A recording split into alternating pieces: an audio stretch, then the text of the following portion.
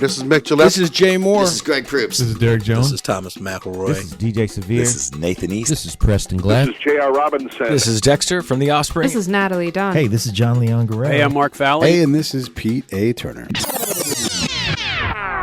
Hey, cats and kittens, this is Slim Jim Phantom, and this is the Break It Down Show with my new best buddies. And now, the Break It Down Show with John Leon Guerrero, Mark Valley, and Pete A. Turner. Yeah. Here we go. Let's break it down. Slim Jim Phantom grew up in Massapequa, became known to the world as the drummer for the Stray Cats. He and his bandmates, Lee Rocker and Brian Setzer, played live for thousands of hours before they took off to London, Slim being 19 years old at the time. With no place to land and no concrete direction other than to take the world by storm, and they did, quickly getting the attention of the Rolling Stones, Jeff Beck, and many, many others for their pure and legit delivery of rock and roll. Slim Jim, in the age of huge drum sets, went the other direction. He pared down to a snare and a kick, stepped to the front of the stage with the rest of the guys and rocked out bare bones, both retro and ahead of his time. He is the Bruce Lee of the drums. Oh, that's pretty good. Yeah, he don't need shit but a shuffle, and I promise you, it don't get any fucking cooler than our guest today, Slim Jim Phantom. Man, I'm excited to meet you. This is great. Buddy. Thanks for taking the time with us course. today. You have a book out. It's called Stray Cat Struts, My Life as a Rockabilly Rebel. Everybody should get it. So what are you doing now? I know that the book's been out for a few months and that there is a Stray Cats reunion tour in the works. Is that true? Or Well, it's the rumor always. So you stay busy. You've been a resident in Los Angeles for a long time. Yeah. I grew up in New York, and then we went to London, the band, and had a success there and wacky adventures, and came back to the States kind of afterwards. I think the first time I came to L.A., we were stopping on the way to Tokyo or something and had a night off kind of to stay at the hotel before the next, and I just stayed in L.A. I never left. It was just... Someone took me to the Rainbow, and so that was pretty much it, you know. I'm staying. Why would you leave? You had weather? Yeah, that's because I'd never been here before. I'd been to London. I'd been to Paris. Kind of we went backwards. We came back to the States, and it was, there were palm trees and convertibles, and it was like Charlie's Angels. I just said, I'm not leaving. Are you familiar with this story, Mark? These guys had to leave the States, and they had to go become stars in London, and came back here still unsigned. Yeah. And then did your appearance on Fridays? Yeah, and like, again, I don't know if we had to, but that's what we did do. Like, no one chased us out of town, or it was kind of, we were playing in New York, really, when we were kids. We found this music, and we just all fell in love with it. And it became 24/7, black and white shoes, pink pants, hair a mile in the air, and just, we loved it. And we just played around New York. We played bars 5 nights a week, 4 sets a night for year or so, probably. And we just, London seemed like it was an exotic place. It's where punk rock was happening. We got music magazines, was from there. I think if we stayed in New York, eventually, and started trying to get signed, which we never really did. We just played, and we were happy to sleep late and, go to the thrift stores and, have a gig. And so we weren't motivated for big success. We didn't really know what it was. So we just went to London. We said, that's where the Sex Pistols are from, and there's King's Road, and there's all these music magazines we get. They're all from London, and everybody's cool there. So we just, okay, let's go. When you got there, was everybody cool?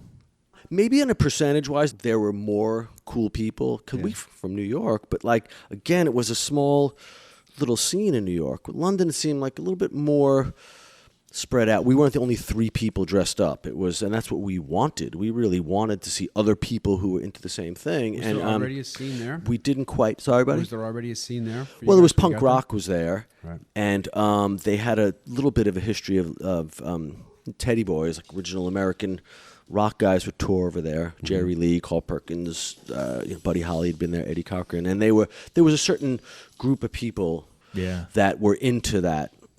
Greasy hair, tattoos, they had the whole thing, and but not really enough to make a life's choice about. It was so we got there, and it was like, well, you said it was a good idea. No, you said it was a good idea. We were virtually homeless and had nowhere. So we just we knocked on doors. We slept outside a lot, Hyde Park. We couch surf. We went to squat houses like Sid and Nancy. We lived there all the time, dragging a double bass and a guitar around with us and dressed up all the time. And eventually we just knocked on enough doors and we got a couple of gigs at various pubs or rock clubs going on. You guys were in 5 in the stage afternoon. costume 24/7. That's Well, it's all the you only had. clothes you had. Yeah, Yeah. I it would have been nice to walk around with some sneakers. We only had cowboy boots and creepers. But so we eventually knocked on enough doors, and okay, these guys, let them play. So, but the people we had met at a lot of these parties, anywhere that we could go for like free, and there might have been some drinks or some food or something. We were so yakety yak about it all that by the time we got a gig, word had spread a little bit. Okay, those guys that are always hanging around, those New York crazy-looking guys, they're playing today, finally. 5 o'clock in the afternoon at some pub. And the original people that came were Lemmy, Chrissy Hine, Strummer, Captain Sense. Was like that original kind of cool rock scene in London. And then we all had to do was play. That's something we always had confidence of, like, just let us play. Yeah. Don't worry. That's one thing we weren't worried about. I was worried about where we could eat or where we could do a laundry or something, but, like, not whether or not we would be good when we played. So, yeah. When you enter into that situation, I mean, you're 19 years old, you're willing to couch surf, you go to London, you're homeless, but you don't care because you got thousands of hours behind you. You've done the time. Exactly. You're ready. Exactly. So when you say, we just wanted people to let us play, it's almost like, I dare you to let me play. Yeah, that's how we were. And it was like a certain, you guys probably have the same thing, like a certain confidence when you're with a little combination of people. Yeah. Which is very hard to, find. Sure. There's 1,000 great bass players, or 1,000 great drummers. But, like, for me, the confidence with the other two was so great. And we had, since we were kids. So we had been through, so when someone says, okay, just famous people in the audience, and I didn't even know what famous people meant. It's people you'd heard of or maybe had their record. It's all in the audience. If you're bad, you're going to go home. If you're good, you're going to say. That really didn't even enter into it. Right. What you mean we played for 20 minutes and our entire future's on it? Of course. Bring it Yeah. on. I got these two with me. We've done the act a million times already. Right. Which 20 minutes do you want? Yeah. Just the hits or just Was there any one member of the band that got any more attention than the other, or was it just the Stray Cats? Well, always the singer and rock and roll, but but we were very conscious of that. We wanted it to be a group. Like we moved the drums to the front of the stage, and I stood up and played the drums. That was pretty. I still think an original. If someone wants to nerd research it, I don't know of anyone else. Yeah, that maybe did there it. was somebody in the universe, but let's face it, you were, as far as coming out front, you're the first no one guy. did that. Maybe they did in videos. Maybe someone stood up in the 50s or something, but. I didn't really, because when all this Nobody happened... played the whole show standing up, though. No one was in the front, I don't think. And all of it was brand new to us because, again, we had 5 records. Yeah. I mean, albums are expensive or whatever. Like, we were doing our whole thing. We couldn't afford that many magazines. Like, we had 2 magazines that were people dressed up in an Eddie Cochran album, a Buddy Holly record, and Elvis's first record. Like, we didn't have that, and we just made everything from that. Yeah. So, well, it was a focused look. Yeah, it was very instinctual. We instinctive, organic, whatever. We really loved it. We, still do. Yeah. But then, it was so focused and so into it. But you guys also created. I know you said there was already a scene there. There the Rockabilly was already going on with like Jerry Lee Lewis and stuff. But did you find yourself creating a persona that you could kind of click on and off with when you were playing? I mean, there was a little scene there, but. Even when we got there, it was already older people, I mean, guys who were in it personally, in the though. 50s. I meant personally. Well, that you a little bit learn, I guess, because we were always a bit characters. We again instinctually had the act down a little bit, like you tell the joke, you tell. We kind of had that down on stage, and then when you do your first interview or first the TV show, like I look back at funny things now that we did a lot of that stuff after we got signed. Every TV show, because we had a look. Like in the beginning, it was just in Europe, and we were very right off the boat New York guys, and but we had an instinctive and organic kind of way of talking amongst each other, like Hard Day's Night, whatever, but a little bit more punk rock maybe, but it was we were good at it, and you learn that as well. You developed the shorthand as much time as you guys spent together. Yeah, and not to talk in front of the other guy or let him tell the joke this time. There was some time you never sat down and said, "Let's do it this way," and you say that. But we were kind of good at that. Mm-hmm. It's because it seemed like because I remember when you guys came out, I loved the music and it really hit hard, but it was you kind of were like punkers in disguise. I mean, Yeah. you had the attitude of punk rockers, but it was like a little more of an American version, I think, with that. Yeah, I think Americana. we were influenced by like the Bowery Boys and like the Three Yeah. Stooges and Buddy Holly and Elvis. So and we liked that part of it. But again, because it was a camaraderie. There was other guys to kind of Yeah. bounce. I mean, if you tell a story by yourself, it's hard work, But to have someone else to do the punchline or feed this guy the right, we just kind of knew how to do that. It deepens the camaraderie too if you're somewhere else. I mean, you guys went to London, and so now you're the three American guys. It kind of solidifies your thing, Yeah, right? Because positively. you have to do the shtick wherever you go because Yeah. you're knocking on the doors, you're trying to get the gigs. How long did it take before you had a following that provided you with couches to surf on? Well, we went to London in June of 1980, and we after the initial shock of it, had a couple $100, whatever. Like we had a Fleabag hotel for a few days, and then we just started reading the newspaper and like whatever the rock papers that we had gotten 3-4 months late in New York at the one cool record store that would carry the British. Right, as soon as we it just came go out. in the back and see, here's a club. It sounds like a cool band playing, and maybe we can get. And we just admission free or whatever. Like we would go to places, just three of us dressed up and try to stand around, and we attracted attention because we were a little bit outrageous and new. Someone would stand on the table and someone would do. We kind of had that bit. And we were very comfortable around each other, and so. And again, you just knocked on enough things, and London was happening. Probably if I had, advice to any band, still I think would be to go to London. If you come to L.A., things are spread out. It's hard to get from A to B. Yeah. Maybe New York there's a subway, but London it was a subway and it was a bus. It was a little bit more. And I think still to this day, the kids in school, more of a percentage of the kids have to be something. Like I'm a heavy metal guy. I'm a rock and roll guy. I'm a, they're like. They have identities. They have to identify, yeah. Yeah, more so than here. Whereas like we were the only like in school. I don't know if anyone that was like that really. Wow. And in London, I think more of a percentage of kids get identified by music and fashion than they do. So we had a little bit of a template, like, well, they're kind of teddy boys. Like my uncle was a teddy boy, but we also knew punk. Were influenced by punk rock, fashion and music and rockabilly, and we were like kind of the first ones I think that really combined the whole thing together. I heard that Joe Strummer never brushed his teeth. That was like a punk thing. It was like a hygiene. They never showered. That was really punk, man. We don't brush our teeth. I know Strummer came around. He was a good guy. Yeah. I'd like to talk about your relationship with Lemmy. Did you bring Lemmy to Los Angeles? Did he come here? No, but it's a little bit funny. Like Lemmy was one of those guys when we played the first 10 shows around London, which everything led to. He was there. Uh-huh. Like he was probably at the Pistols' first gig. He was probably at Nirvana's first gig. He was probably, he's a very savvy guy, Lem. He knew where to go, and he liked hanging out. So he would have been at the rock club that we played at. We were playing the slot machines, the same thing. And one of the first handful of shows, he was there, and we got introduced, and I had no idea who he was because, again, I don't know if Hawkwind had really made it in the States or, maybe if you're a little bit old. I was still 19 years old. I was just some crazy biker / outlaw kind of Doc Holliday meets heavy metal kind of, guy.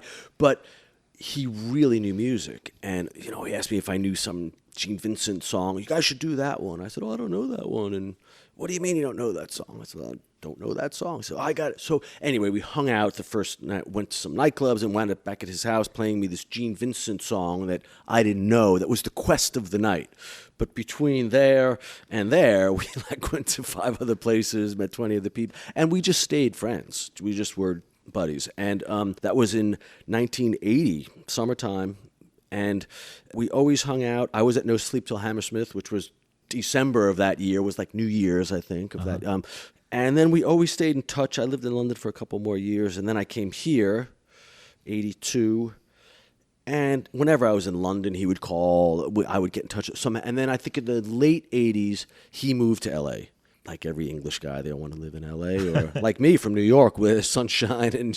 And where he happened to live was in back of the 9000 building up on Sunset, and I lived on Ohini Drive, so I would, we were neighbors. You guys were around the corner from each other. Yeah, not on purpose. And the back of my house had a gate, and I had dogs back then. I used to have to walk on the side street because the other street would be the Sunset Boulevard. So, so I had to go, and that was Lem's house, and he had a pirate flag as his curtains. So like anytime I saw rustling behind the curtains, or I'd do my taxi cab whistle up, and it'd stick his head out. Hey, what are you doing? No, and we'd just stop in. Yeah. You have to put the dogs away. I'll be right over. Okay, and we would just hang out. We were just pals, and that led to I got a little job one time doing a track for an Elvis tribute record. Some guy asked me to do. Okay, so who loves Elvis? I got Lem, and we did a track, and we did it in 10 minutes, but had the studio booked all day. So let's do this one, and it just turned into we made an album and just had an excuse to kind of hang out, and that's when we did Headcat. We would go out and play gigs when everyone had a hole in their schedule, and just really, he was just my buddy, really, and I was there with him at the end, and he was just I don't think it's going to be another one like him. I think he's a rare bird, No, in the intro I said that there was nobody cooler, but if there was somebody as cool, it was Lemmy. Yeah, he was good. And again, he was known as a hard rock guy or metal guy, and stuff, but he knew everybody Holly B-side, and he could tell you the serial number on the Carl Perkins 4th album track on side B. He was like really knew his stuff, and he loved rockabilly, and maybe some of his fans. That's what we tried to do. That was a little bit the Headcat manifesto, was to to show these kids how much the Stray Cats and Motorhead are alike, how much they're different. So it was, trio, and it all comes down to Eddie Cochran at the end of the day, and he knew that, and I knew that, so that was part of our friendship. Wow. What else was in the Headcat manifesto? Oh, he didn't like being home. Is this a printed document or something? No, he didn't like being home for 2 weeks, so, he said, let's find a couple of gigs. So we called the agent, and he would find, there's some gig in San Francisco you could drive to, and there's one in San Diego. We can always find one at the Viper Room or the Roxy, or and my son would do the gear and drive. He was like 17. I don't want to drive Lemmy to the airport. Well, you got to pitch in and help. That was the family business, So not really. It was just really he didn't like being off. If he had a month off between Motorhead stuff, he would call me and let's find some shows. And he was that guy that loved dressing rooms and loved the tour bus and loved the studio and loved backstage riders. He just loved to, he was that guy. He loved it all. The life. Yeah, which, the older you get, the more you tend to not want the life, but he loved the life. Is that true for you? Are you slowing down? You more selective with the gigs that you take? You try to be. I don't really need to go anywhere anymore, but I still do. Yeah. Just out of necessity, just keep it all going. But it's a quality problem. But, he liked, And there's some good adventures from it. That is a quality problem, and you do get the good adventures. But for you, you have, now that you can make choices and you can be really selective, and, you've paid your dues more than anybody else. Now that you're at that point in your life and you get to pick and choose, what kind of circumstances do you like to find yourself in? Well, when you do the Stray Cats every few years, it's like being in the Rolling Stones, right? Like you fly first class and say it. So it's like everything's kind of cool because we really earned that. But a way to keep that at that level is to not do it all the time. So, but in the meantime, you can't, as much as you say you want to, you're not going to stay and watch TV for 3 years, or 5, you have to do stuff. So for me, what I like to do at this point is if I have a choice, I like to do it with people that I'm friends with. And that's why we do this side band with Captain Sensible and Mike Peters from The Alarm, another guy I might know, Chris Chaney from Living End. I did a record with, Lemmy was part of that. I just did a record with Glenn Matlock from the Pistols. I and Earl Slick did a record together. All right. Really, I like to do it with people that I feel are my long time. Yeah, not peers, just contemporaries, but you have a shorthand and you speak the same language. Exactly. And you're not going to get driven crazy by anyone's new habits. The same, all right, he smokes all the time. All right, I can deal with that. It's not a new guy who insists on stopping and, smoking. You know what just dawned on me? You are our first guest who played the US Festival. Oh, there's a lot of good people for the US Festival. Yeah, there are a lot of good people. You're the first one that said we've had a Woodstock alum. Original Woodstock or the 90s Woodstock? The original, we had Sly Stone. Wow. How'd you get him? Corey Jacobs, who wrote our theme song, is his keyboard player. Okay. So we managed to sit down with him for long enough to get sort of an interview. He was slightly less coherent than you are. Yeah, he's a bit of a challenging guy. Yeah, apparently, he was a challenge for He's, sure. I think he's an important guy. We had to follow him around with microphones for about 2.5 days. And we ended up getting about 18 good minutes from him. Wow. But his importance is not lost on us. He's one of those guys, kind of, the older I get, and I don't have to interview him, so it's a different thing. But I try to think, because there's all sorts of good music and there's all sorts of bad music. Right. I'd like to take credit, but I think it was Duke Ellington. There's two kinds of music. There's good music and there's great heavy metal. There's bad heavy metal. There's great rockabilly. There's bad rockabilly. There's great reggae. There's bad whatever it is that you want to. But I like to now, and again, it takes you a while to arrive at these captions, but is the musical landscape any different because of a certain artist? Right? That's There's a the lot litmus. of great guys out there. Sure. Really, there's 1,000 awesome drummers, and I'm a drummer guy. I love big drum kits. I like any drummer. I'll watch anyone play. But if you take certain guys away, is the landscape the same? Right. But Sly Stone is one of those guys, and I think the landscape is a little bit different because he made a record and because he's him. So Yeah, I agree. That's what we like about Stray Cats.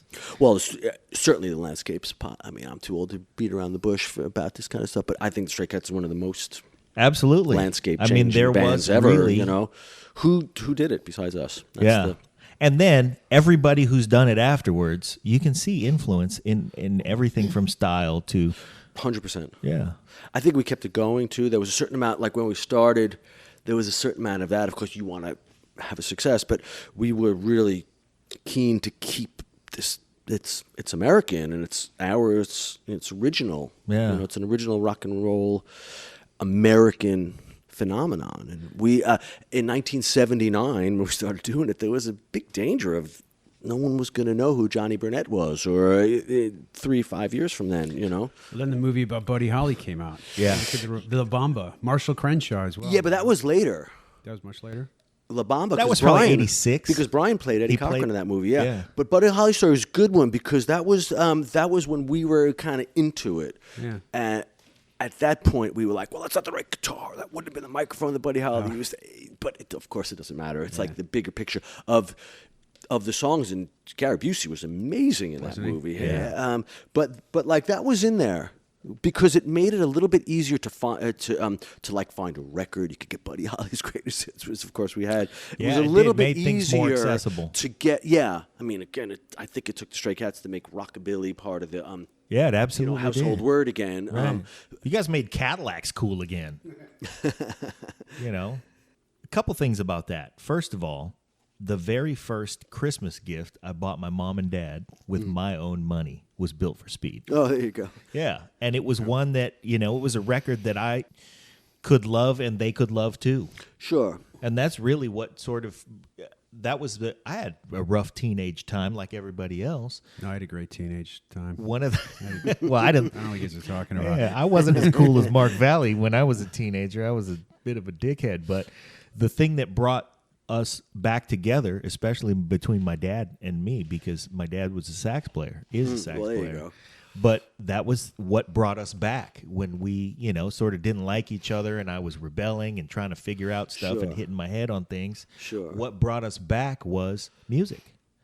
And so I didn't think about this until just now sitting Well, right you don't here. until you're old. Yeah. No, and that was the thing. And I think with If I was as smart now as I was now, right? All of us, right? You get a little smarter So I got a as question you go for you. along. I have one question. It's about 9 years ago. Anyway, I was going to go to San Francisco to meet some friends. I was going to sing in a cover band with them. And the drummer said, we got to go see somebody. Got to see my buddy John before we go. So we get off the plane at San Francisco. So we're driving through these little kind of winding little hills, and we get to this gate, and it's got an iron treble clef.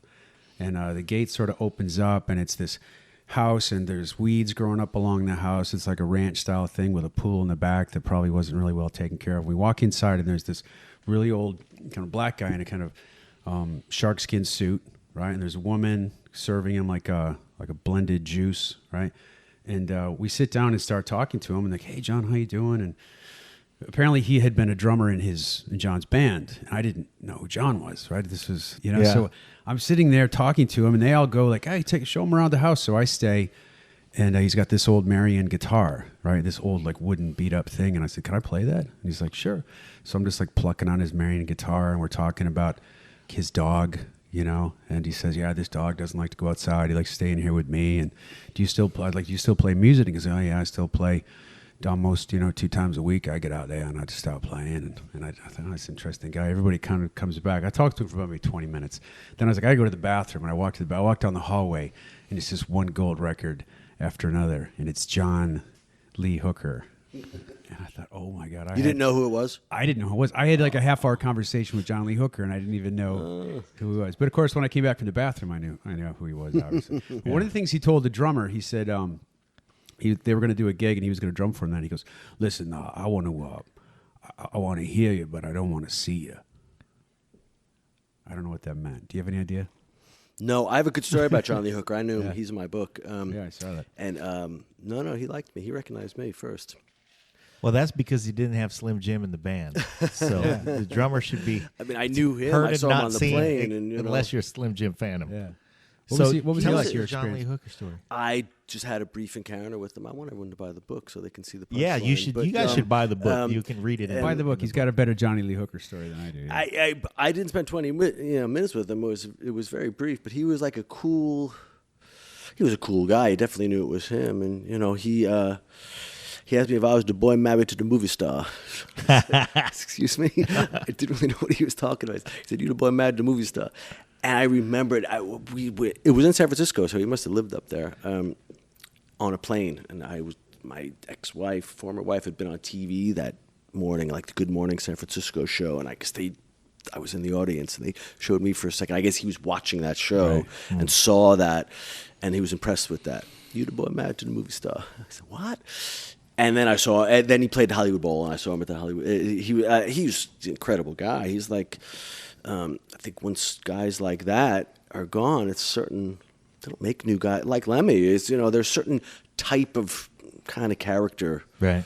There's new characters that are good too, but like I think there's a certain type of character that's not going to be, because you can't. There's too much knowledge now. At some point, you become the old master. Yeah, and like John Lee Hooker made, there was maybe in the '80s there was a bunch of people that didn't know who it was. Like now he had those hit records, and he had a resurgence, and so he's on the Blues Brothers, or he's on the is it the Blues Brothers? Yeah, he wasn't the first Blues Brothers. Yeah, I think he's all those kind of guys. It's a bit more, there's reissue records and iTunes and CDs, and it's easier to find out about this kind of stuff now. And you should, listeners. John Lee Hooker, when he was in that period of his life where he was kind of in between before he resurfaced, lived in my hometown, Vallejo, California. Really? And There you go. Our guest number 3, Derek Jones, he's been on the show a few times. He was playing Frisbee in the backyard of somebody's house, and the Frisbee went over the fence. And Derek Jones is a bass player. He's in Las Vegas, and he went around the corner to go retrieve the Frisbee because he didn't want his friend to be mad at him for losing the Frisbee. And he knocked on the door, and the person who answered the door was John Lee Hooker. See, he gets around. Yeah. Three different guys all got stories about him. I've heard John Lee Hooker stories. Yeah. So Fantastic. You climbed Mount Kilimanjaro too. Yes. Have you found other stuff that you've had difficulty with? I mean, with music, you mentioned earlier. You said we earned it, and then you guys get on planes and you fly and you go do stuff. Have you tried other things where you've experienced a little more difficulty than with music? Let's break it down. yeah. Well, Let's break down your process. Doing the mountain climbs we did Everest first. Get out. Yeah, You we went climbed to base Everest. camp. Wow. Base Not camp. to peak. Went to base camp. It took 10 days, 2 weeks, kind of thing. And then Kilimanjaro was the next year, so I a little bit knew what it was. But I did it for a charity. A buddy of mine who came back from cancer and was doing an event, and they raised money with a few big sportswear companies, and people sponsored, and there was maybe 30 of us. But there was 4 or 5 rock star guys: Glenn Tilbrook from Squeeze, Cy Kernan from The Fix, Robin Wilson from Gin Blossoms. Again, it's like, guys, that guy with that guy, it doesn't matter. It's kind of the same job. Everyone's got the same job, and everyone knows each other. And the guy who did this Charity's a guy named Mike Peters. He's a band called The Alarm. I don't know if you remember them. They had some hits in the 80s. And they were the first opening act on the first Stray Cats tour that we ever did. And again, he's another guy. Since 1980, we just stayed friends. I'm friends with a lot of the same guys that I met in the original You guys have been times. friends ever since. Yeah, Lemmy too. Like Lem was another guy. Glenn Matt, like a few of these people that I talk about, I've known them The whole literally time. 37 years now. Yeah, because I went to London. I only had the other two. Right. I don't really know anyone from the old hometown anymore. Like, your life started over a little bit. I had two guys, so anyone I met after that was like a new person. friend, yeah. So we stop and think about it. We all met that kind of summer in 1980. A bunch of us, and it's funny, we're still friendly. So Mike came back from cancer. He was in remission and then wanted to do a thing to give back. So he organized this whole thing as a charity called Love, Hope, Strength, and he organized this thing to Mount Everest. Again, one of these things that you think it's never going to happen, so you say yes to it, and then it actually happens. There you like are. I hadn't trained. I'd like hike every day anyway, stay a little bit fit, but not. There were guys doing You weren't oxygen. training to There were go to people base doing camp. oxygen training, and heavy duty stuff. And again, I read the book the night before, kind of thing, and get the cliff notes and fake it. So, but this cliff was training, notes to and Mark like Kilimanjaro. we arrived. We're in Kathmandu, and like there's another good friend of ours, Gary Ranucci, an old pal, and he came with me. That was very hard. And then I said, never do it again. Mikey got that out of us. There's a bunch of cool adventures in there. And then the next year, and he was like, all right, Jim, no problem. The next year is like, and next now's Kilimanjaro. And I'd never been to Africa, and I'm kind of fascinated by the whole thing there, like safari. And Did you take a safari while you were there? Did you go to Ngorongoro? Yeah, we did.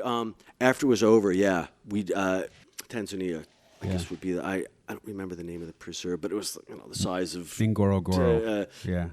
New Hampshire or whatever. There was a preserve, and we saw everything on cue: lions, elephants, giraffes, the whole thing. The whole wild kingdom was right there. And I knew probably like you guys. There's no every place you go, any adventure you have, there's usually like a gig attached to it. There's some reason why you're going to these places. Like any place you go, that's a vacation, I suppose. For me, there's always been a gig attached to it. I couldn't dream to get it together to go on a safari. I don't even know what it would cost to go on a safari, $30,000, whatever the trip we did, the flights and the hotels and the safari and the thing. So again, there's a gig attached to it. So we went, we climbed the mountain for charity, and we played at the top of both of these places that we went and we played at. You played at the top of the mountain. For crying out loud. How do you play the drums with that low oxygen? Yeah, right. We went to base camp, and then we went up another 1,000 feet. Okay. At Kilimanjaro to some ledge, and we played, and Kilimanjaro we played at the top. I get a little bit lucky, and you guys probably already know all this stuff, but you get a little bit lucky on the oxygen thing. Like you could be like a professional mountain climber and not your blood isn't good at it, so it's harder for you. Some people have it, yeah. Or you could be work in a shoe store and you have very good without ever knowing it, kind of thing. So so mine was a little bit on the high part without knowing it. So I was a little bit lucky. And I think being thin and being halfway fit goes a long way with that. Do you ever want to do it again? Do you want to climb again? There's one more crazy thing that Slim Jim did. Would I do it again? No. No. It's a good thing you checked Everest, it off the I list. didn't even want to, I mean, 10 days just to get to base camp. Yeah, then after that, it's technical climbing. I don't know how to do any of that. Yeah, that was a whole other sit around. world. Yeah, that's what we were there. There was like a pooping in a bag, waiting for your chance. Exactly right. They were. There was 2 expeditions. I think there one was from South Korea, maybe, and there was another one. Some other, and they were just waiting, and when they get to go, they just with the weather report. And the waiting is really just looking up the hill at the weather. And But you know what's seeing if you fascinating? have an I open mean, window. but there's a That's pretty what high they did. attrition rate there now because they all find out, okay, this is the best window to go, and now everybody knows. So they all kind of make a bum rush on the way up there. But could you imagine? There's a pretty high attrition rate, like on Everest, but there's also a pretty high attrition rate for musicians in some ways. What attrition meaning? That should make it. Well, attrition means you don't survive it. Oh. Have you ever experienced that or experienced close up like some people like wow, Well, this like is a rough, actual, like not making it, like croaking it, or not making Dying. it, like having to work at Guitar Center. dying. Oh, You guys fared croaking great. it, no. Look But, at like, how few people When we were there, What are the pitfalls? a few people. I sat with Lemmy when he was sick. I sat with Johnny Ramone when he was sick. He was my other dear pal, like sitting on the couch like we are, and they were like, Yeah. 5, 4, 3, 2, 1, boom. Wow. So on the mountain, there were people that had a harder time. People that stopped. It was a little bit, but everyone made it. There was, I think, in our little group, there was 30 people, 5 kind of musician guys that you would have heard of, and then other people from all walks of life. They bought onto it. They were fans. They worked for the sporting goods company. That's just like all sorts. And everyone got through, again, because we did it. I mean, if there's a country club way to do these things, we had Sherpas and we had guides and we had, it was done pretty. It wasn't really just a bunch of musicians wandering around. It was kind of on that level. It was really, I don't know if easy is the right word, but the nicest way you could do it. Yeah. I also noticed you. I played the trumpet when I was younger too. Oh yeah, there you go. You did as well. Yeah, I played trumpet for a year or so, and then because it's the same as French horn, same fingering and the same keys and that. So they talked me, the mug, into changing to French horn because there was only like 3 guys French horn, trumpet there was 20, whatever, and I had to carry the French horn. That's the and hard. like I did it until high school. I could probably still remember the fingerings. I don't know if I can get a sound out of it. It's probably hard, but I do remember. Yeah, it's like It's a beautiful sound, though. It's like a very small mouthpiece, and it's like almost like a spit, like spit into it, not like a where a tuba where you blow out your cheeks. The French horn was hard, really, but it was harder to carry it. But drums are the same thing, you got to lug it all around. My mother said you should have picked a flute. Yeah, the drum. Right. the drums. We have no sympathy for the flute player, even for the trumpet players. Like, yeah, I get it. The thing's heavy. You got one thing, man. Hey, Jimmy's carrying a French horn to school today, you guys. What you got in the case, Jimmy? But we always played. We were always the guys. That was really early. That was before anyone would have done it. But like we were always the guys, Lee and I especially, who played the parties, the keg parties, or the Every the chance house you could get, parties, or the rec dance, or like we were always those guys that like did it. I just wanted to play, always. So Lee and I, the bass player and the drummer, we kind of knew 100 songs together, which we still do, and we were always the guys that went together, and I don't know, happy to do all that. Yeah, that's great when you can build up that unit.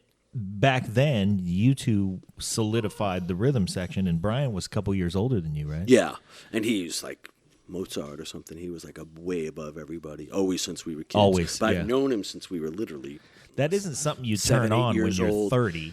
No, he was that guy. He Yeah. was like at age 11. He was like better than the jazz guy in the local music store. Couldn't teach him anything more. He was like an elevated, musical ability guy. Lee too. To be honest with you, I was like the one that was keeping up really. Well, Mark, what you call a guy who hangs around with musicians?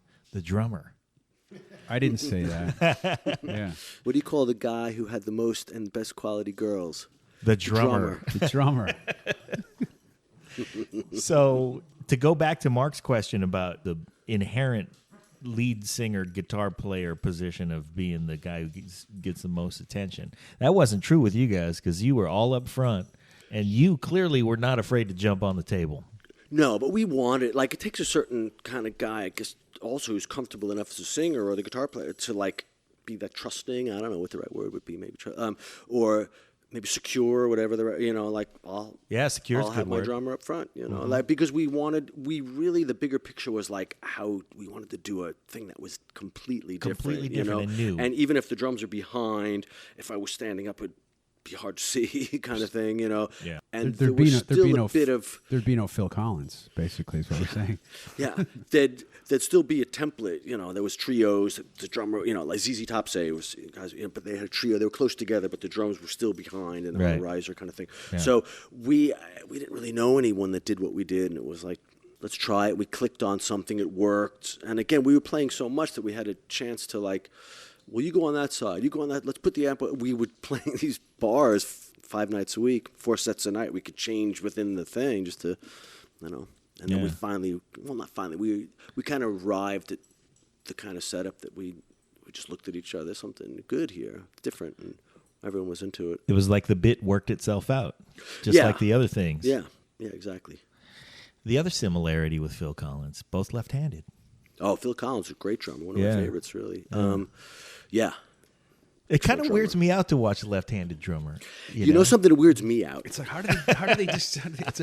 It looks funny when I see a left-handed drummer. Yeah. It looks funny. Yeah. Honestly, still. And there aren't very many of them. So when you see one, it is peculiar. I mean, Phil Collins, Ian Pace. Rod Morgenstein, Ian Pace. Yeah, Rod Morgenstein is one of these guys. He could probably play.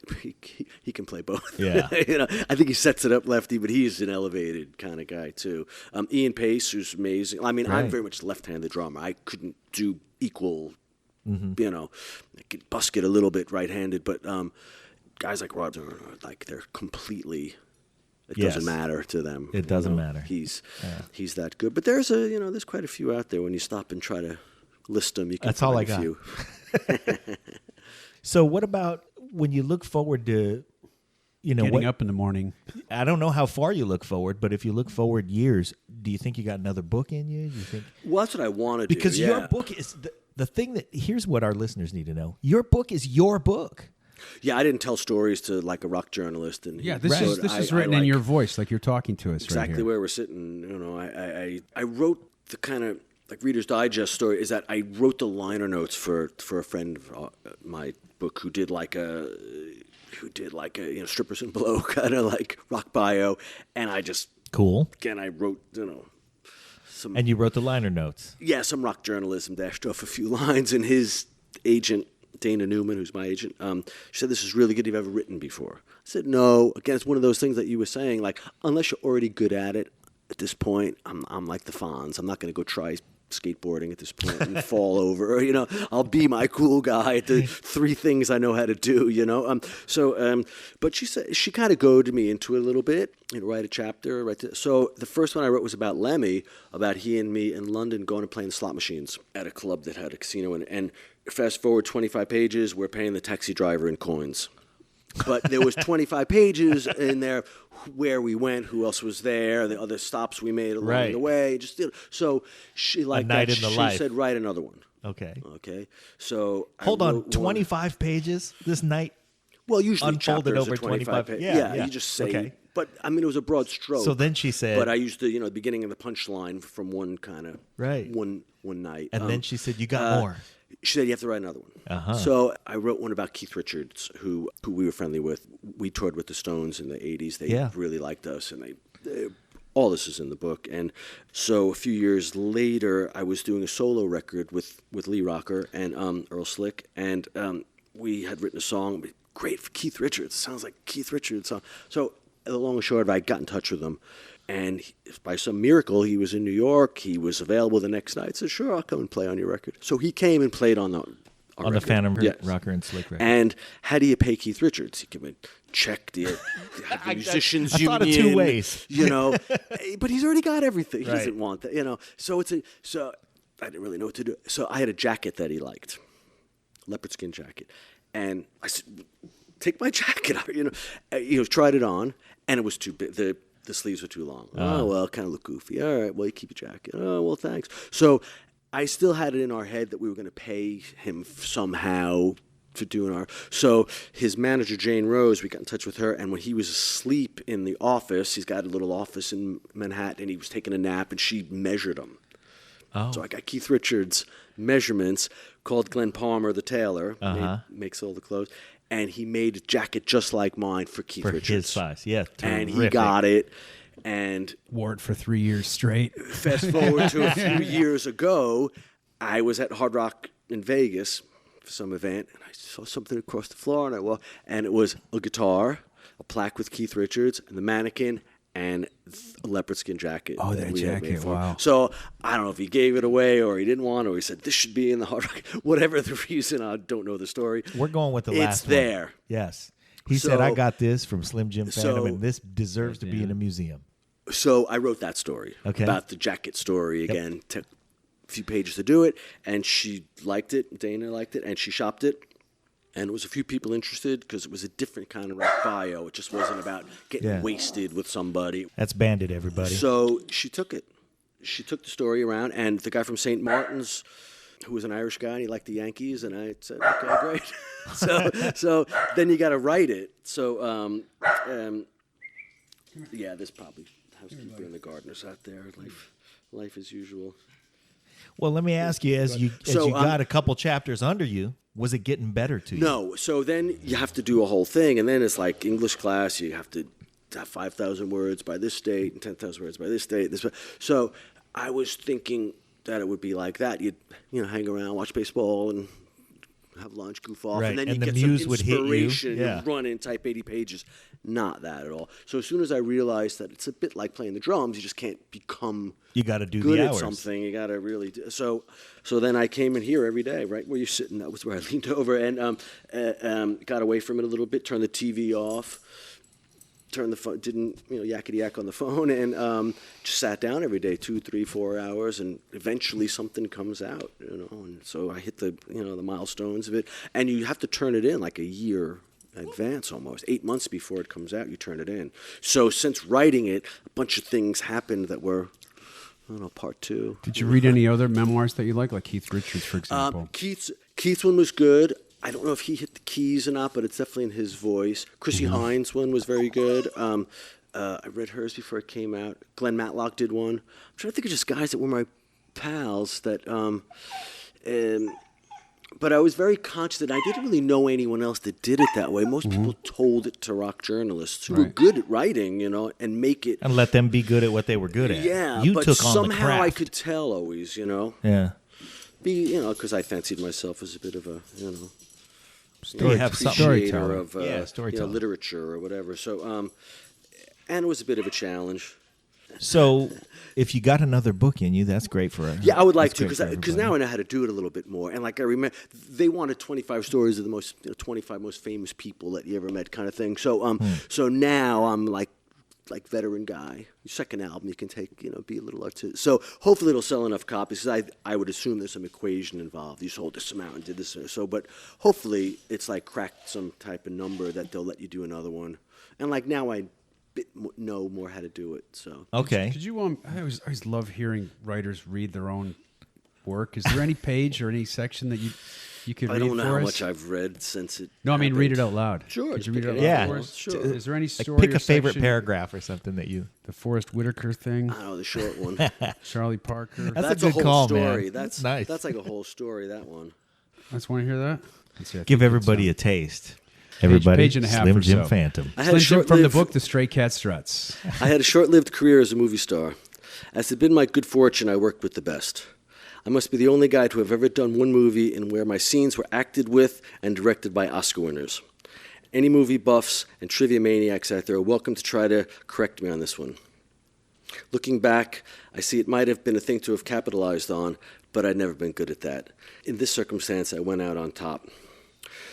Britt was about 8 months pregnant with TJ, and all was pretty normal around Doheny Drive. We were somehow paying the bills and living our continued life of relative luxury in a hand-to-mouth fashion. I don't think I had a manager at the time, but somehow a call came through from the Stray Cats agent that we had been working with. I was told that it was an audition for an acting role. I had never done anything like this before, but having been on 100 shoots with Britt, I was familiar with movie sets and the general setup, though not the actual job of acting. So I went to a trailer on one of the movie lots. I think it was Universal. I had been faxed a few pages of dialogue, and I practiced it with her a few times. I didn't take the whole thing too seriously. And everyone said, just go and do it, so I did it. And the casting people must have liked it, because I got a call with times and locations for the next week. The role called for me to play a 1940s era drummer, lip sync a song to a playback, then deliver some hipster banter back and forth with the sax player. All of this while pretending to cut a track in a recording studio. The film was called Bird. It was a biopic about Charlie Parker, whose music I knew and loved. I'd be playing his drummer and part-time pal. No problem, I could handle this. Lost on me for the moment was the fact that the sax player was Forrest Whitaker and the director was to be Clint Eastwood. There we go. That's a good story. Yeah. Your first audition, he booked it. Yeah, exactly. Not bad. I don't know if I could do that one. Not Well, bad. like again, I had a youthful innocence to it when it was kind of a bit of a, if I did the gig, I could join SAG, because back then SAG and AFTRA were two separate things that weren't all rolled into one. And if I joined SAG, this job paid a little bit above whatever the minimum you had to be to crack the insurance number. So between Britt Eklund, my former wife, TJ's mom, with her SAG and with this thing, if I did this thing, it would put me, and we would get the insurance. Get health insurance. All right. Yeah. And that's our son who just walked in the door on cue. He was born at Cedars-Sinai with a good doctor. The whole thing. Nicely Thank done. you for SAG insurance because Clint Your Eastwood liked me and we did a movie. You know, like And your it was healthy all son that. walks in the door. Exactly Mission right. accomplished. That's like the Good whole timing. thing. I mean, again, it's really just kind of wacky, small world stuff, you know? That is the life of Slim Jim Phantom. I mean, the thing that's nice about the book is that they told you to bring together a story and then bring together another one, and you have 25 stories, and you have those stories all day long. Yeah, they want strippers and blow if it's like all equal to the people. I kind of got lucky with St. Martin's, I Yeah. think, because the guy there who signed me is not there anymore, Rob Kirkpatrick, and I worked with another great editor named Peter Joseph who took it over halfway. It's kind of amazing that they did a good job on it. But again, I was lucky enough to have two guys that kind of saw skydiving while shooting heroin with a stripper. Like, that's been done. And good. I love all that Yeah, stuff those myself. are great you know what stories. I mean? That's not your story, though. Yeah, Your but I know story's those got a guys. little They're Not the just my pal. skydiving. Not the skydiving part. I mean, the Motley Crue guys are my friend. I love those guys. man, they've everyone's done got it. a story. So I wanted to do something a little bit different. Yeah. Like, it'd be easy to tell another story about getting wasted with Lemmy or, having an adventure with Keith Richards. But, like, I wanted to make it a little bit more kind of funny. It's a little bit more doing the crossword puzzle in the dressing room with Lemmy. You know, my son's driving us down to the gate. Just a little bit, I guess, ironic or a little different. Just a little bit one that hadn't been done before, which is always a little bit my goal is to take, like, you can't invent the drums, right? But you can find another way of kind of maybe making it new and kind of your own. Same with writing. You know, the thing is, that's what makes you a Rockabilly Rebel, because you've even gone like, yeah, everybody's done that skydiving bit with the hookers and the blow and the, sure, we've done You that. can find But 5 other books probably. also, I mean, you also had a life that's not just about the music. As much as that's a great part of your life that we all want to know about, you've also had a regular life. Well, a regular life, seemingly. Kinda, Yeah, I mean, like, in again, that- it was very, like my son, I owned a nightclub for a long time on Sunset Boulevard, right on the Strip, and he did his homework on the desk there. So it was like a normal life with the Right. extraordinary kind of circumstances, because this is all we knew, and it's Right. not contrived, because you can't contrive that kind of thing. It has to be, this is all you know how to do. This is what you play the hand that you get dealt, and that's what we did. Yeah. And it still had the ordinary life of you're raising a son. He's got to do his homework. Yeah, it just happens to He be just happens to be at the bar. at the Cat Club, and we ate dinner at the Rainbow every night, and then walked down to the Cat Club to do your homework, and that was just our. And like, you'll find it for a lot of people, like the whole gang up there was like that. A lot of people in rock and roll, I think maybe have a similar-ish kind of story. Kids come on the road now more than in the past, I think. You think that's more prevalent now than it has been? Yeah, I'm sure if you go on Guns N' Roses and everyone's cool and got their kids, and it's all. That's the survivors. You can't really carry on in a certain fashion. It's just not possible. It's not sustainable. So yeah, so you learn. You adapt, or you fall away. Well, you brought up Motley Crue, so I have two. Yeah, I more. speak to Nicky Sixx all the time. He's my buddy. Yeah. Oh yeah. Yeah. Is he playing around right now? I know he did a record, 6 Cents. 6 a.m. He's like a smart guy. And I mean, if you go to my Instagram, there's a picture from just a few days ago. I found Vince Neil and me and Brian Setzer at a celebrity softball game for, all like rock and rolls. We had spandex and baseball gloves. It's a hilarious picture. Again, I found in the treasure chest of having to go find my own photographs. Well, when people think about the rock star persona, they think there is a lot of recklessness and all of that business. But when you think of Certainly somebody there was who's that. reached the upper echelon of any calling, you're going to find the smart guys. You're going to find the guys who are a little more calculated, a little more thoughtful. And so it's not a surprise to hear that And Nicky also Sixx good is a at really it. smart guy. And good at it. That's the other thing. Yeah. Like, none of it counts for anything unless you're Unless good you're good at at it. it, yeah. And that part's almost a given. And then the ones that we're talking about are the best. Like Mick Jagger's not there by accident. Keith Richards, Bruce Right. Springsteen, Bob Dylan, whoever you want to talk about. Metallica. The top of the games. These guys are It's not really an good. Yeah. It's so it takes a bunch of stuff to. How is Tommy Lee's playing like Slim Jim's playing? Well, he's rock. He goes for it. Mm-hmm. That's how I'd say. I mean, he and I used to be pals in the old days. Yeah. Him I haven't seen in a while, but Six I stay in touch with. He used to live right around the corner. I think those guys moved farther out where they can have some space. Wilder parties. Well, I think everyone's pretty normal now. Been there, done that, and somehow beat the odds. And also, being from Massapequa, D. Snyder. I've always heard you don't mess with D. Snyder. He'll punch you in the mouth. Is that true? D. Snyder, yeah. I mean, I know D. We actually went to school with his brother Mark. He was younger. D's older than us. But I see him around, D. Snyder. Yeah. He's cool. Yeah. And he was from there. Seinfeld was from Massapequa High School. All the Baldwin brothers. Baldwins. I stay in touch with Billy Baldwin. It's just a funny place, and I don't know. The town next to it's the same. The town after it's kind of strange. It's train stops on Long Island Railroad going into New York City. Uh-huh. I think we were like 47 minutes, whatever, like from Penn Station. But I don't know why that one town. There seems to be a bunch of people that came from there, and I mean, I was just back there. I looked around. It's not in the water. I don't know, but wasn't Baldwin's father a principal at a high school or something, or a teacher? He was a school teacher. He was a school teacher. Yeah, and he was my school teacher 2 years in a row. He was a good guy. Huh. He was cool. Yeah, I have another idea. I'd like to have a conversation with you when you're in the middle of writing the book. Not necessarily talk about what's in the book, but talk about what's going on with you in the process of writing your sophomore book. I just got two more questions though about writing the book. Did you have any kind of guiding principle while you were putting this down or writing stories, or did you just simply come up with things that you told other people before? I guess the other question is, did you feel a temptation at all to embellish or kind of make it look like a better story just by kind of carving or highlighting certain things? Well, sure. Or did you stick to the straight up truth? Like a little bit, you have to in a funny way. Like we had Cat Club 15 years. Axl Rose came and played once, so that's the story that you tell to paint the bigger picture of Right.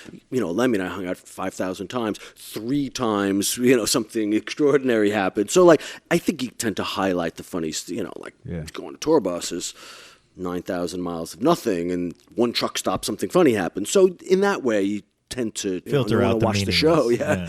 That so I didn't really have to embellish it. A few times I tried to get it right. Like TJ's mom, I called her and said, "Now did this happen on Thursday or Friday?" And she would say, "Oh no, Jim, that was on a Wednesday." I said, "Well, that was really no help to me at all." So like a few people, I went back and checked the story. Like, I mean, if I got it wrong, someone should write their book and get it right.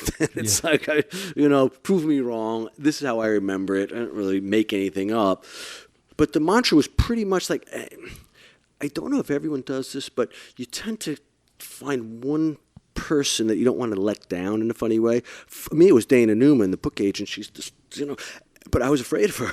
Like, I didn't want to say, I don't have the 5,000 words. No, I didn't write for the last 3 days. I didn't want to, it's funny, like you choose someone to like, I don't know if it's authoritative figure, but like someone that you want to do it for. Amuse, like you can't maybe. write the book for like the 5 million people that, hopefully going to, but you have to get one, and like in the band, it was the other 2 guys for me. Like, I didn't really care what anyone else thought. I wanted to make sure they liked it and everyone else.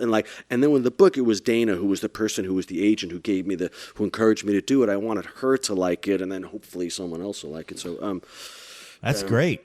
And how about, Harry was there any temptation for fiction? Did you have any inspiration for fictional stories as you were writing this? And think, this is how they do that. It's really hard. I would like to do that as a challenge. It was really hard. That's the thing. I don't know if I want to bite something like that off. Like, again, with your own story, you can kind of keep track of everyone a little bit easier. Like, I got to think it's some type of fiction. Kind of keep up with everyone. Like, what's that guy doing? What's that guy doing? Yeah, it's hard. Anyone who writes fiction is, hey, you got characters going off the rails. You got characters who are kind of stagnating. It's hard. I mean, I would think fiction has got to be really hard. Yeah. Harry Dean, I can kind of, he's already his character. You don't have to make him up. Or Lammy, luckily I've somehow met these guys that are real characters, and it's a little bit you can describe. You say, kind of the good part about the Stray Cats. So at this point, when we were trying to sell it, or when we were trying to start out, we were like, well, it's a little bit of punk rock, but it's rockabilly. We like new fashion. Now you can kind of say it's like the Stray Cats, and someone knows what you mean. Yeah. like Lemmy or like Harry Dean. The guy's he's kind of like a Harry Dean kind of character. Oh, okay, you can imagine what they are. So I had a little bit of a shortcut of knowing these guys who were already built-in characters. They're iconic. Yeah. I mean, fiction's got to be hard. You got to describe Harry Dean. How's that gonna? I mean, how you gonna do that? Right, you got to build them up.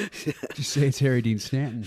Well, see, now you can get away with that. You can say it's a guy like Harry Dean. Okay, I can visualize that. So that's where you got lucky. To some degree, you got to tone Lemmy down. Like it was Lemmy, everybody, but stay with me. But I haven't said that, and I think if you just watch his movie, everyone says the same thing. I never saw him be rude to anybody. I never see him be drunk. I never saw him fall down. I never saw him. He did his. He kept his pace going, but he was never. Like I said, I never saw him fall down. I never saw him be rude. I never saw him misspeak. I never saw him be obnoxious to a woman. He was like always. He was pretty like gentlemanly guy. And that's a little bit what I wanted. That's an overall part of my book is all these outlaw characters that I happen to know Lemmy and knew. I know Harry Dean or I met Keith Richards. And there's like a certain kind of common kind of thread to all these guys that they're kind of gentlemen. And the girls too. Britt Eklund, she's a regular, just very normal, kind of proper Swedish person. At the end of the day, there's glitz and there's jet set perception of a lot of people, but she's. Yeah, it's great. She was a Bond girl, and you just referred to her as mom. TJ's mom. Yeah. Yeah, that's great, man. You have known so many very, very interesting people, and it comes from the fact that you started off a life doing a lot of work to become an interesting person yourself. Yeah, the whole thing is because of the other two. That's what I always kind of truthfully say. Like, everything is because we played rockabilly music in Lee Rocker's garage because we loved this music and heard Elvis Presley's first recordings and got turned on Eddie Cochran, Jerry Lee Lewis, Johnny Burnett, Carl Perkins, Chuck Berry, Little Richard, Bo Diddley. As a result, those original American rock and rollers that Massapequa, there were two other guys. One played the bass, one played the guitar that went into it in the same way as me, and we were just. You just happened to all three play the right instrument. Be at the same time. And be right there at not the same 10 time. years apart or 5, we were like, so that's kismet, I think. That's a little bit of, everything is a result of that. So there's that iconic picture that's hanging in Sun of Elvis, Carl Perkins, Johnny Cash, and Jerry Lee Lewis. Do you have 3 out of the 4. Do you have a photo like that is similar where everybody just kind of came together and you? Well, there's one good one there. There's George Harrison, Bob Dylan, Brian Setzer, Dwayne Eddy, Jeff Flynn, and me. That's a pretty damn that's a good good one. photo. I didn't bother to look over my shoulder, but that's a good one. Well, thanks, man. I really thanks for appreciate coming you over, having guys. us over and telling us stories. Thanks for playing my little dog for a little while. Yeah, Really absolutely. appreciate He's cool. letting all 14 of us in your house. Yeah, we Oh, started. that's okay. I was just caught out at the beginning. I didn't know if I had enough chairs. Listen, SlimJimPhantom.com. Go there. You can buy the book. You can keep up with all the stuff. There's always sorts of stuff going on, all And funny then- stuff. Yeah, subscribe to all the social media, official Slim Jim. And We'll come back for the next book. yeah, well, I was just going to say. Just call me Didn't anytime. take Our me too common long. pal, Jay if we should. Yeah, let's give a shout out to Jay. Plug If you Jay guys, Moore. by the way, have not heard the episode of More Stories with Jim, please go listen to that. I think it's one of the shows that you have to be a member for. So be a member. He loves the drums. Sign up. He does. He loves music. And, Yeah. He so wanted that to was talk about Neil Peart, like heavy-duty drummers. Yeah. He knows. Ladies and gentlemen, Slim Jim Phantom, thank you very much. Thank you, guys. Thanks for coming over.